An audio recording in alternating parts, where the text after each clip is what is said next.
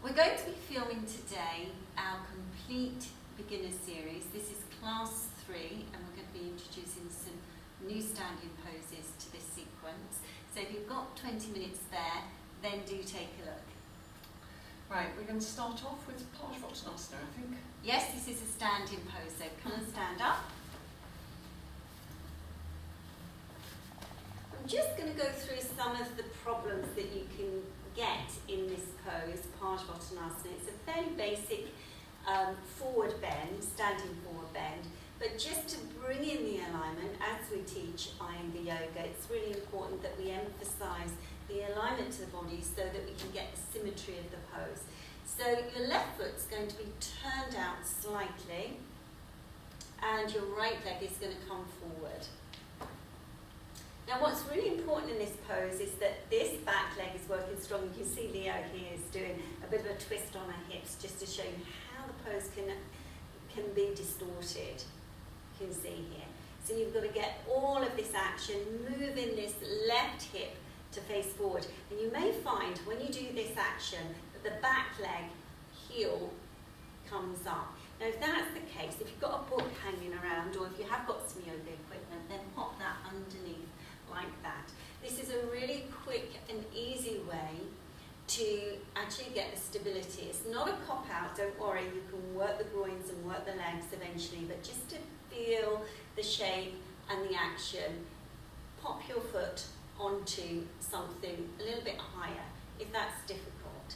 Lift the chest, we're going to come into the forward bend in action, so hinge at your hips and come forward.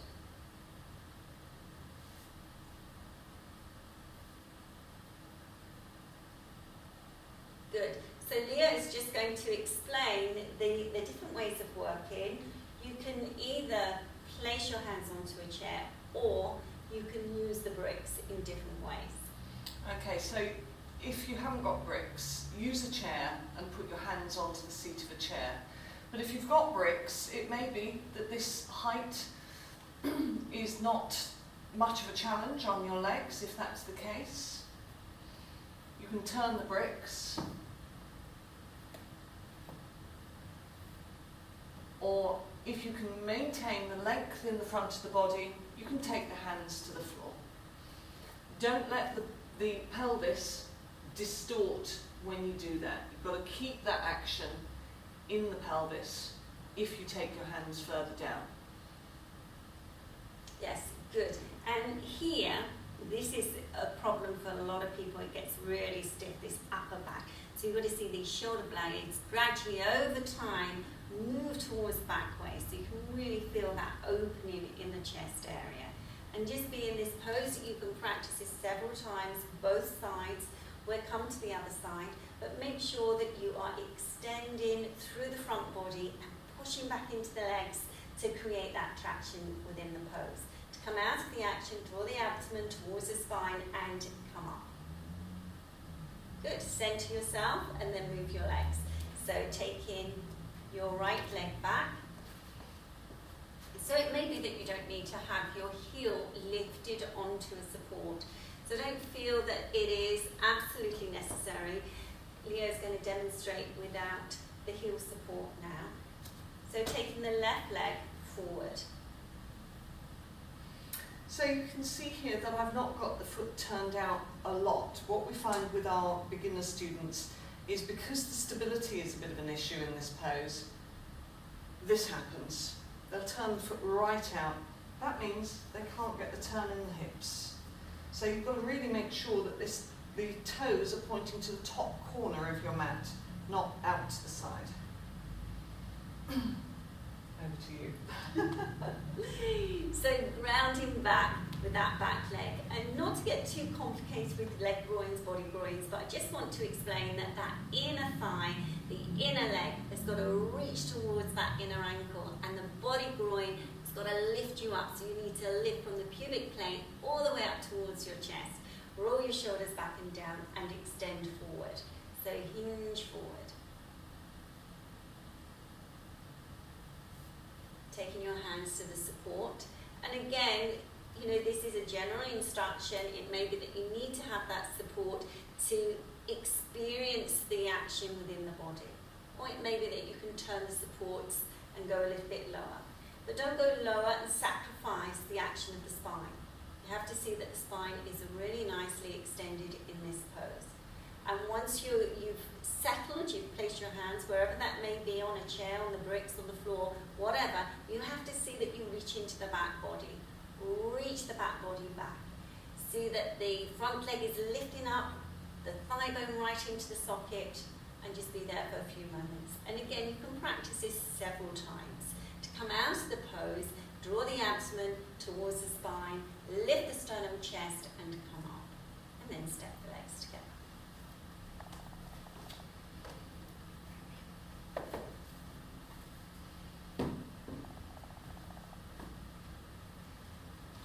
Okay, so we're going to come for Virabhadrasana 1. It's always a challenging pose for many beginners.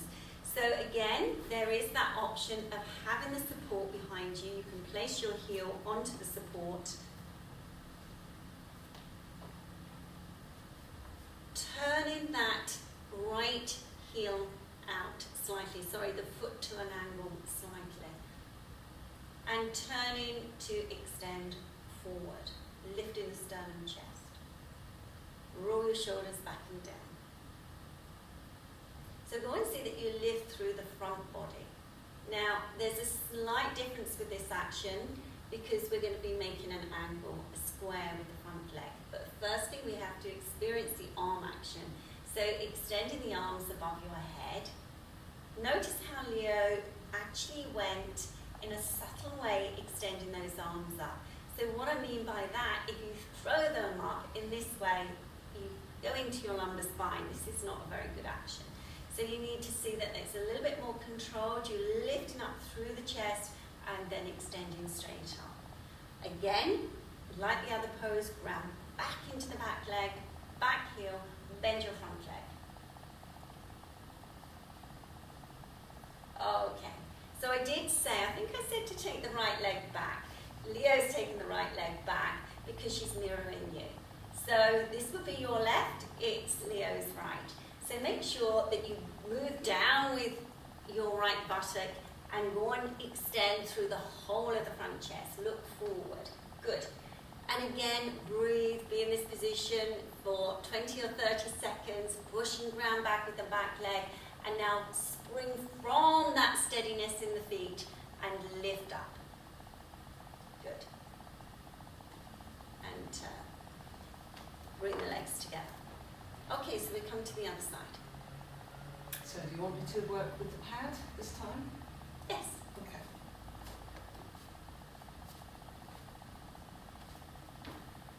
We have these little arguments, you see. Alright, so you've got to push back into the foam block and ground back with the back leg.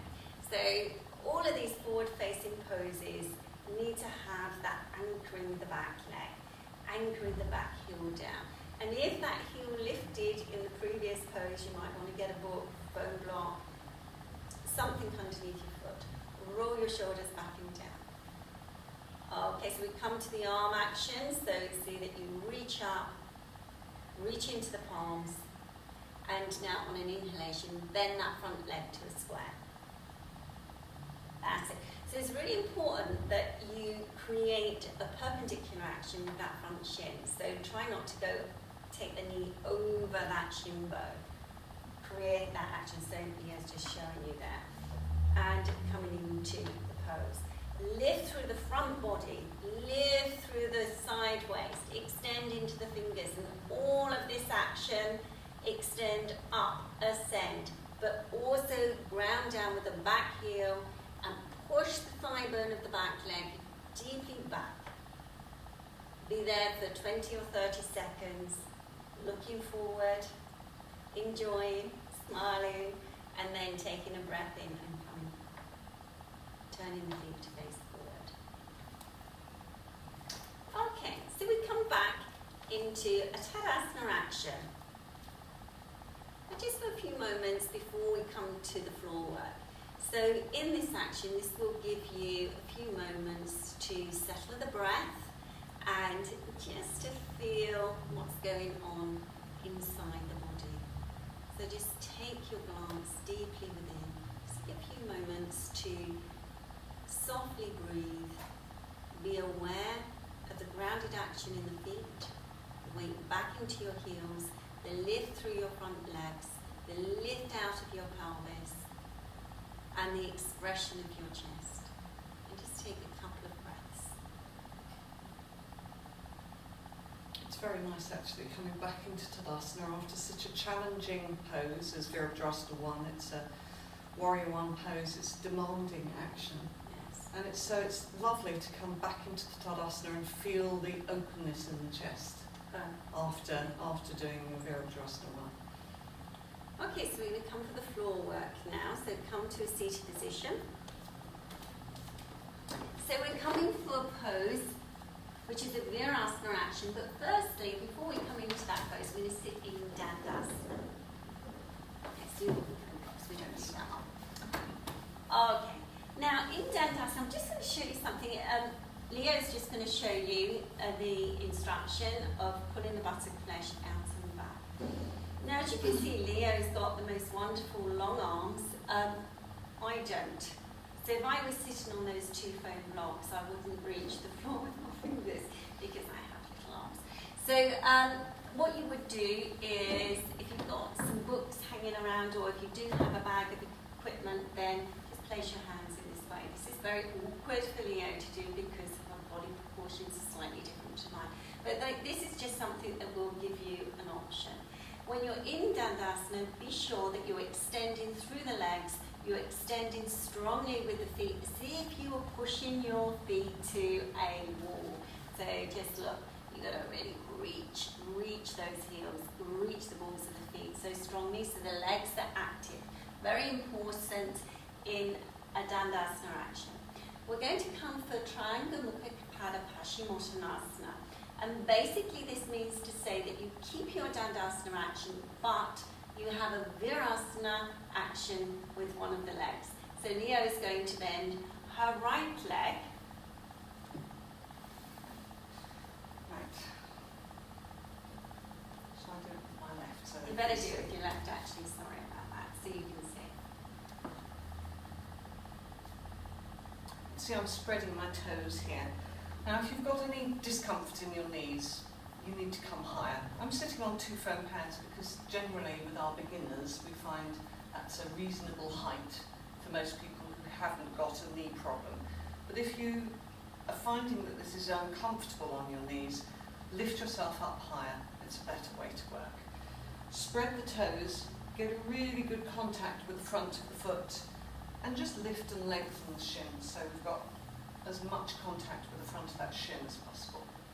Agree, and just to mention that if you are very mobile and you do sit on the floor and you don't need those foam blocks, be aware of that instruction that Leo was saying about making sure there is length in the thigh and it's not completely rotating inwardly. There is a slight inward rotation, but it shouldn't be dropping into the action. So if you, yeah. Okay. So I'll just demonstrate what Lynn's saying. Demonstrate badly, very well. If you can see here, I'm sitting on the floor, but this is rolling all the way in, which is really not good, and it's distorting my ankle. Fine, if you can sit. Yes. But even with that, I've got a little bit too much roll going on there on the inner thigh. So I would do better to sit up slightly. I'm going to show on 2, but for me possibly a blanket would be enough. Yes. But you can experiment with that, but just make sure that actually you can ascend the spine. As soon as you're not feeling that action from the spine, then it's actually it's not a great action. If you drop like that, it really collapses your chest. So you're going to lift up, extend up. Now in this pose, it's really important to get the upward extension rather than just coming forward. So to start with, we're going to extend the arms above the head in Virabhadrasana. Lift the sternum chest. lift the abdomen, and as you come forward from this action, see that the abdomen draws towards the spine, you lengthen sideways and you come to where you pause. Now if this is where you pause, this is when you take your hands down. So it may be you take your hands down to here. To reach your foot may be a little bit too far to go, and then of course the spine will be distorted. So absolutely. This is what you're not to do. Yeah. So be sure that as you prepare for Triang Mukhaikapada Paschimottanasana that you extend forward, you keep that length in the spine. As you can see, it's nearly going to hit me now. And keep the chest lifted. So there's ways to actually work in this pose, and that is the halfway stage where we were just now. So Leo will show here. You can also put your hands onto a couple of bricks if that raises the floor level, so it makes it a little bit more possible to access that upper chest region. Okay. So we won't come forward in this, we've shown you this action, we're going to come to the other side now.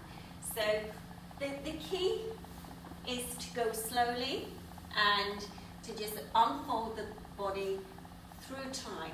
Don't expect to be doing complete poses straight away. And don't get hung up on the final goal of the pose. If you start thinking the point of the pose is to reach my foot, you're going to lose the point of the pose. The point of the pose is to get this lovely opening in the chest.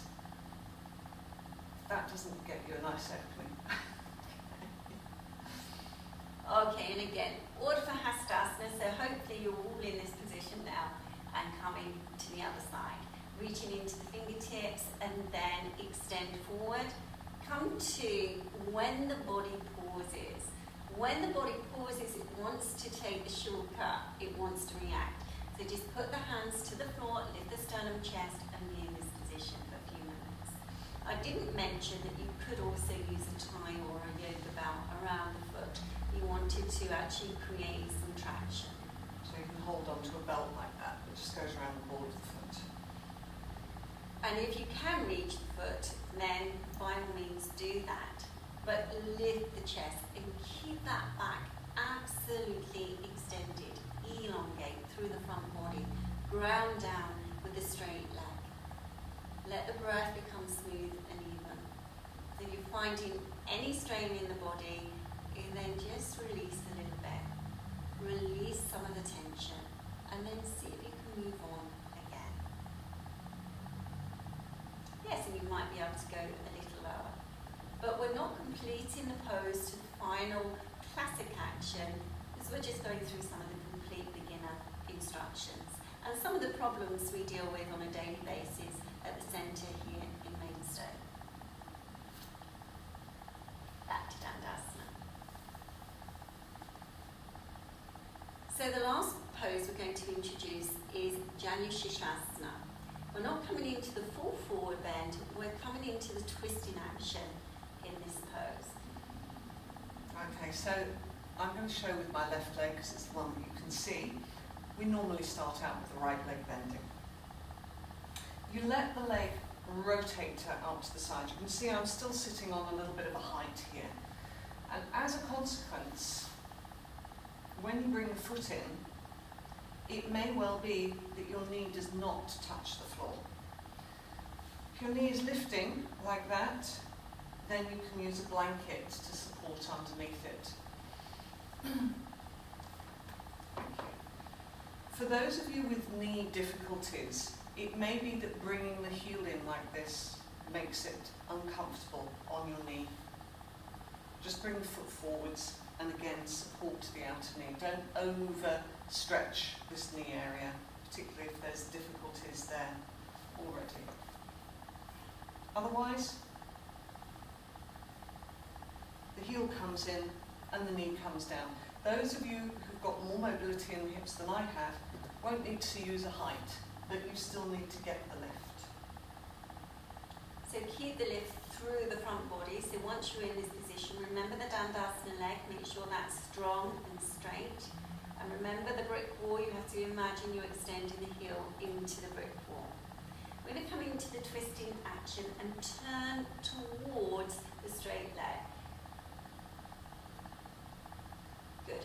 So you can use your arm against the bent leg side to push against that leg and get a little bit more fulcrum and lift. Taking the back hand back behind you and lifting up. So this twisting action is really important to get the abdomen rotating towards that straight thigh. Roll your shoulders back and down. Lift through the front body. And breathe. So let the breath become smooth and even. And stay in this position for 20 or 30 seconds. Be aware of the lift and extension of your spine. And then coming out of the pose. When you come out, come into Dandasana. Take a few moments to get the straight leg position back. So if you need your blanket on the other side, move it. Good. So once you've taken a few breaths in your Dandasana, then you're ready to go. Ready to go to the other side. So again, you can see I'm holding behind the knee to bring the foot in. I'm not just kind of dragging the heel in here. So we have to protect our joints. You don't get second chances with your joints. So we want to keep hold of them if we can. And again, getting that extension. So once you're in this position, and as Leo mentioned, you may not need to go as high as 2 bone blocks, but if you've got stiff hips, then it's really a good support to use. Keep that left leg nice and straight and strong, extending into the heel and getting the lift of the spine, lifting your sternum chest. So we're going to come for the twisting action now. So you're going to rotate through the abdomen and turn towards your straight leg. Good. Remembering what we were saying about the arm action against the shin of the bent leg, see that you push it in strongly. Keep the lift and the movement and extension of your left collarbone going back. So the back collarbone extending back, walking the hands round and seeing that you're getting the lift again through the armpit and creating that twisting action. And breathe. And bringing the legs back to Dandasana. Okay, so just coming into a seated position now, cross-leg position. Just take a few breaths, a few easy breaths. This is Sukhasana, easy pose.